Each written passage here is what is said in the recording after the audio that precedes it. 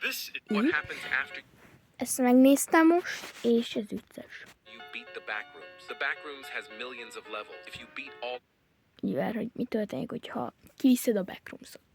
Több millió van belőle.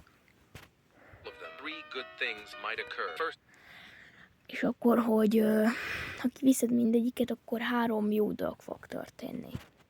you will be sent back to reality, and every memory you have of the backrooms will be erased. Secondly, Első az az, hogy visszamész a valóságba, és minden memóriád a backroomsszal kapcsolatban annyi, ki lesz törlődve.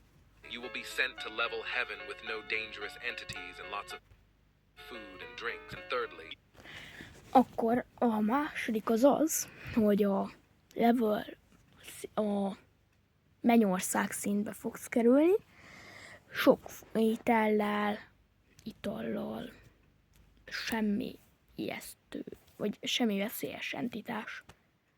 Poncsosokban szörny, szója. you will be sent to level you cheated with tons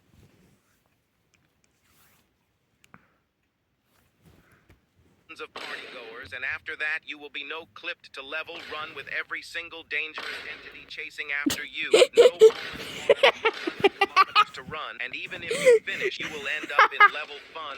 What happens after you beat the backrooms? The backrooms has millions